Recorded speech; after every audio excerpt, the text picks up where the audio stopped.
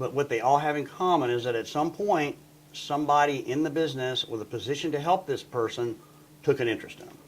And until that happens, nothing commercial or important is going to happen for you. You have to make relationships, and every story of success I know involves somebody going out and being on doors, trying to be nice until someone appreciates what they have and takes them under their wing and maybe starts introducing them around. That's important. Of course, if you don't have the goods, none of that's going to do any progress for you, of course. But if you do have the goods, getting that fair listen is the key story of everybody I know that's gotten successful. And by fair listen, I mean someone listening to your music that can not only do something with it, they're in a position to help you, right, but they honestly are open-minded to your music. We play music for people that could sure cut the songs, but they're not intending to. They're just being polite. A fair listen is when they really do believe that you have something because someone's brought you to them, and they really want to make you successful, and they want to hear something awesome, a big hit. That's a fair listen. You've got to have that. That's what's in common with every story. Of course, my favorite story is Jim McBride. He wrote some songs like Chattahoochee, and for Alan Jackson, he was a mailman down in Huntsville, Alabama.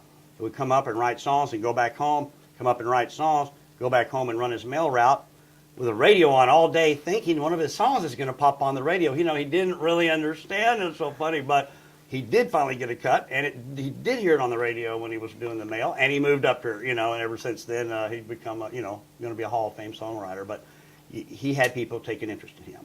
And of course, he took interest in other people. That's so important, too. You've got to have your cronies and your posse, whatever you want to call it. You need to have a group, a support group, to help each other emotionally and logistically. When one gets a leg up, he helps the other one, or she, and hopefully you help each other.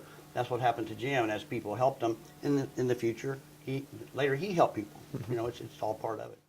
Well, what I would suggest is go to the places that are open to anyone, no matter whether you know anybody or not. Songwriter nights are a great place to go, not to play and get discovered. I'm sure that probably won't happen. But that's where you're going to meet other up-and-comers like yourself. And if you go to a songwriter show, and it's a long one, there's 16 writers that perform, if it's your lucky night, one of them will be really good. After the show, hey, my name's X. I loved your song. I like songs like that. I like to write songs like that. Maybe we could co-write. First friend. But it isn't just a friend. It's somebody you listen to their music and appreciate it. And that's an important step that anyone can do.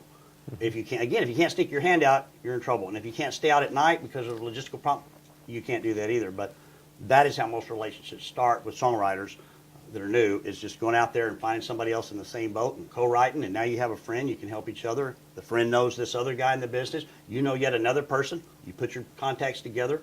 Off we go.